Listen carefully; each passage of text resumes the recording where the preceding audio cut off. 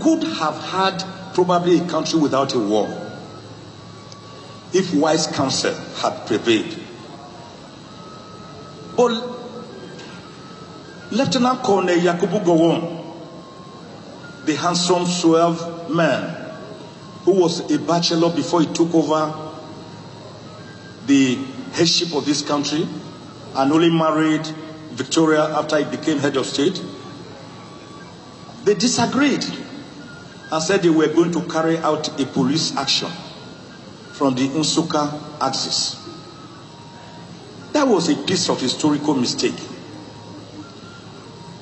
That mistake was to turn into a 3-year bloody civil war that took the lives, some people say, of over 3 million Biafrans. And that was after the failure of the Aburi Accord, when General Ankara had hosted Gowon and Ojukwu in Ghana to find a way as to how to avoid war. By January 15, 1970,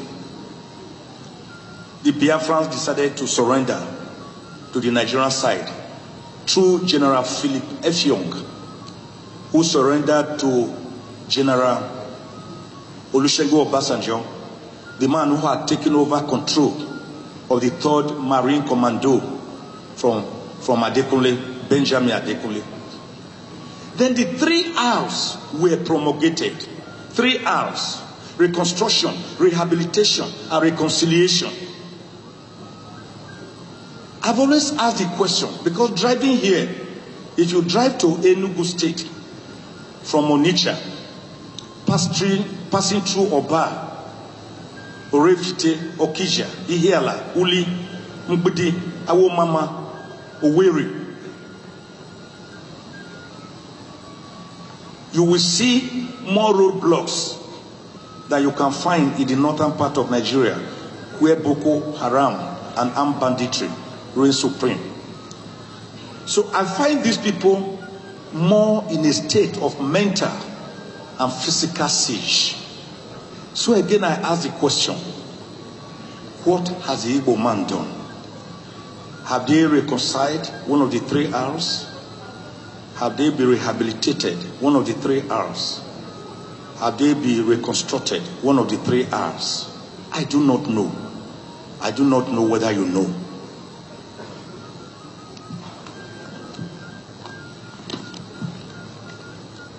I have decided to say that whenever we talk about the indivisibility of Nigeria, we must be careful not to overstretch it and overstretch it.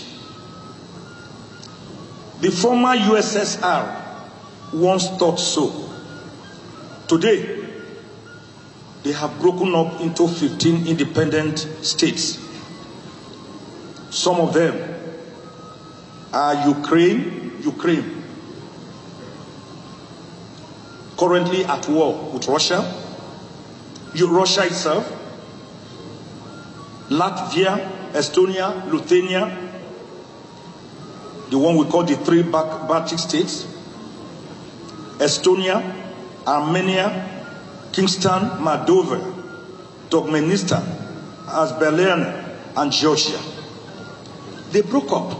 Yugoslavia was once one. It broke up into 6 states. India, Pakistan, and Bangladesh used to be one country. Today they are separate. Ask Sudan, which some few years ago broke into Southern Sudan and Sudan. At this moment, as we are talking, we are battling to bring back our people trapped in that Sudan, in a fratricidal war between the same people of the same country. And our own man, the owner of Air Peace, has decided to use his aircraft, and is doing that precisely, Onyema, to airlift Nigerians trapped in that country. Alan Onyema, God bless you. I didn't hear people say, we will not go with air peace. The owner is an Igbo man. Chimanda Ngozi Adichie, Dr. Ngozi Okonjo-Iweala, the first female and black Director General of the World Trade Organization, WTO, and former Managing Director, World Bank Operations. They are doing Nigerians proud and Nigeria proud. I haven't heard anybody say, we don't want to take the glory because they are Igbos. JJ Okocha, Dan Amokachi, Kanu Nwankwo, Mikel Obi Uche Okechukwu Vincent Enyema, Christian Chukwu Emmanuel Okala, Onyekachi Apam, Francis Uzoho and Harry Mosu, and many others. They burnt the local and international fields, doing Nigeria and Nigerians proud. I didn't hear anybody say, we didn't want the glory because they are Igbos. Chioma Ajua, in 1996, took the Olympic gold medal at the Atlanta Olympics. Emmanuel Ifeajuna, the man who was also involved in the 1966 military purge, was the first black African to win a gold medal in an international competition, the 1954 Vancouver Olympics. Michael Okpala, alias Power Mike. Richard Ihetu, alias Dick Tiger, former world boxing weight champion. Olaudo Equiano, the man who wrote many treatises that led to the abolition of the 500-year-old slave trade. Chinua Achebe, the man whose novel Things Fall Apart has been transcribed into more than 500 languages, and is novel rated as one of the 12 novels considered to be the greatest book ever written by Encyclopedia Britannica. They were all of Igbo extraction. I didn't hear anyone say we should not bask in the glory because they are Igbos. Philip Emeagwole is from Onitsha, computer scientist whose seminar was brought about internet revolution and described by CNN as the father of internet. Professor Bab Naji, who pioneered robotic engineering. Professor Chike Obi, world acclaimed mathematician. Professor Gabriel Oyibo, the man who blazed aircraft design and aerodynamics and aeroelasticity. Professor Benoit Boueze, the first African to have LLD, Doctor of Laws, by thesis.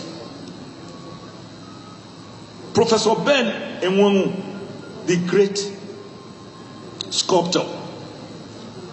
Chief Sir Louis Odumegu Ojukwu, the father of Ikemba, reputed to be the first Nigerian and West African billionaire. They were Igbos. I didn't hear anyone speak about Igbophobia or Igboism. Do you know that the present president of Liberia, Edward James Roye, is said to be an Igbo man? Do you know that the present president of Gabon, Ali Bongo Ondiba, is said to be of Igbo descent, and that he was taken away during the Civil War? So, why then the typification and profiling of the Igbos? I was at the Supreme Court yesterday to defend an Igbo son.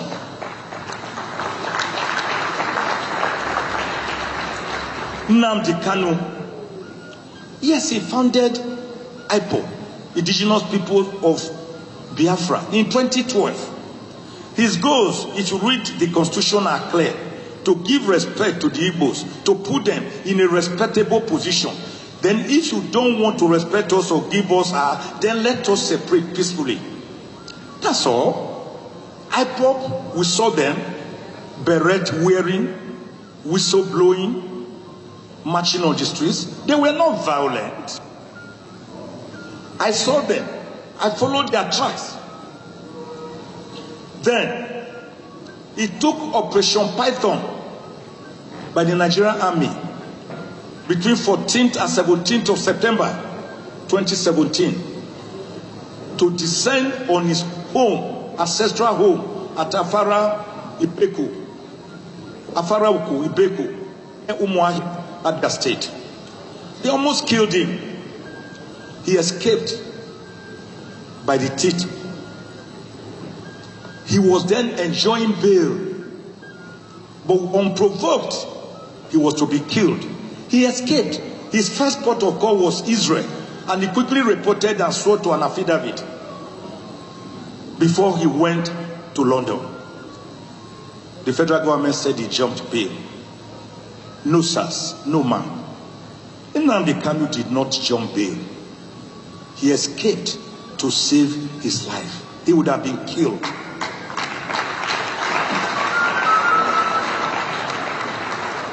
So the self-determination bid by IPOB, for your information, for those who had always harbored the thought that it is an illegality or an unconstitutionality, it is not true. Self-determination is recognized by Article 20 of the Universal Declaration of Human Rights, 1948. Articles 10, 11, and 12, and 20 of the African Charter on Human and People's Rights.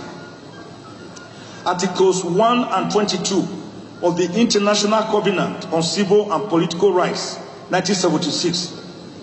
Articles 3 and 4 of the United Nations Declaration on the Rights of Indigenous People, 2007. So Nnamdi Kanu was brought back. He was abducted in Kenya, blindfolded, tortured, and forcibly brought back on the 27th of June, 2021, after he was kidnapped on the 19th of June. They charged him to court. I went to court. He was charged with 15 counts. I went to the Federal High Court and argued with a preliminary objection that the case had no legs to stand on, that the charges were bad and could not fly legally. The Federal High Court agreed with me and struck out 8 of the 15 counts, remaining 7. I was dissatisfied. I took the battle to the Court of Appeal, Abuja Division, and the Court of Appeal agreed with me and dismissed the remaining 7 counts.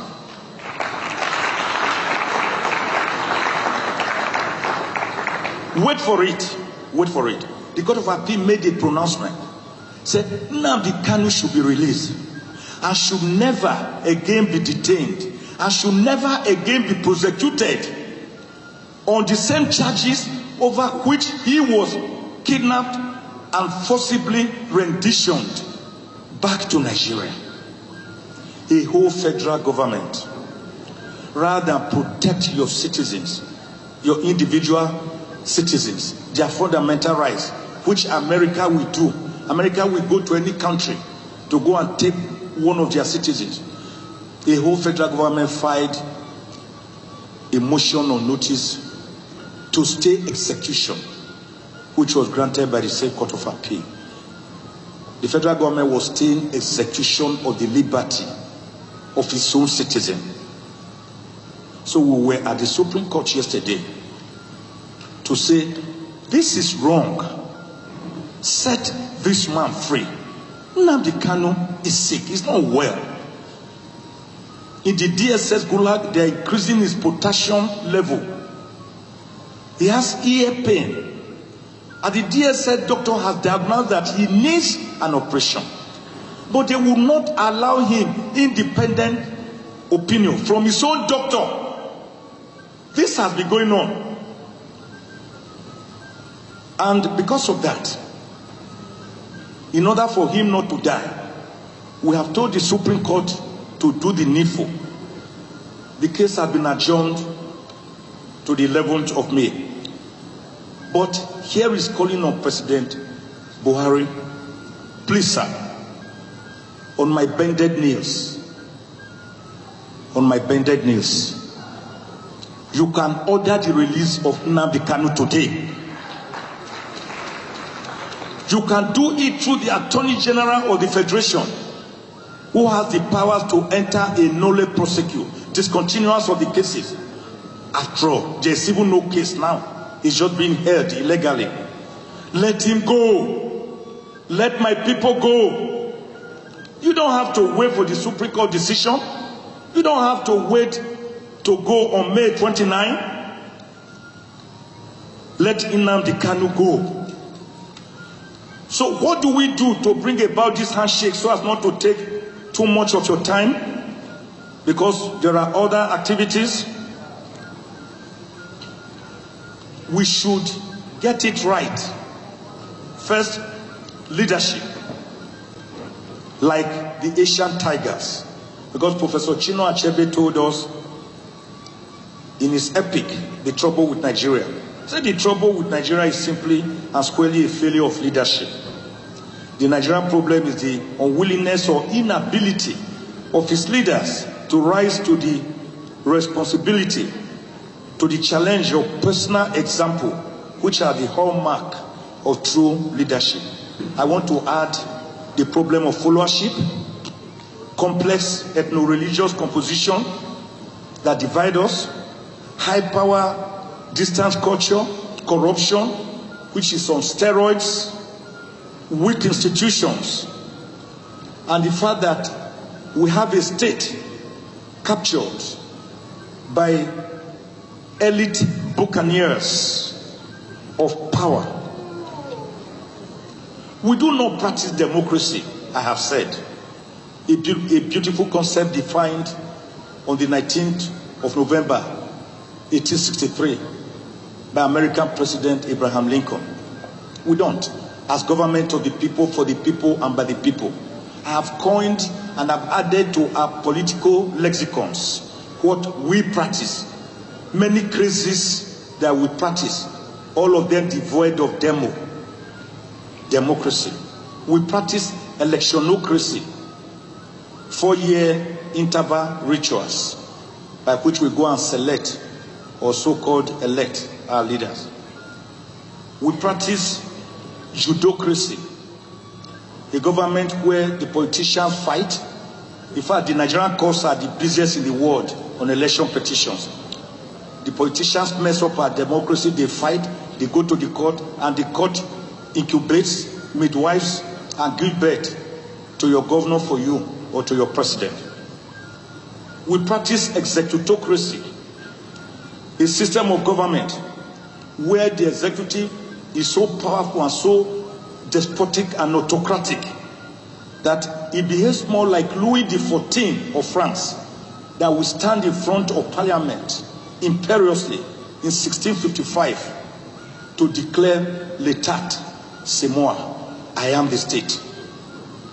We practice legislatocracy, a system which has been exemplified by the 9th National Assembly of yes, yes, yes, Mr. President, like the Agama lizard.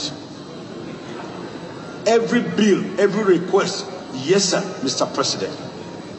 And when a person comes to be screened for an important national position, say, oh, we know you, Mike Ozekhome. We don't need to screen you. Take a bow. I call them Mr. Take a Bow National Assembly. That's what we also practice, legislatocracy.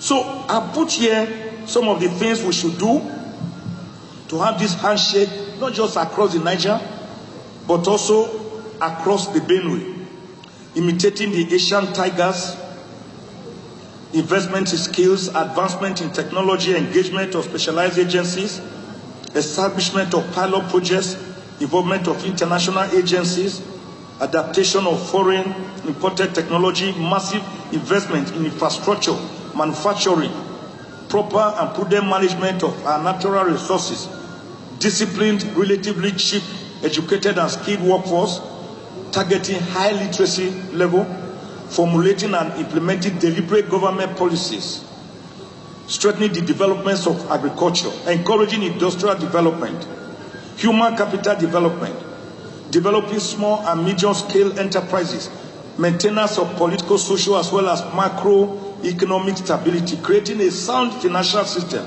leadership that prioritizes citizens' welfare, encouraging a savings culture, and developing export-oriented industries to produce.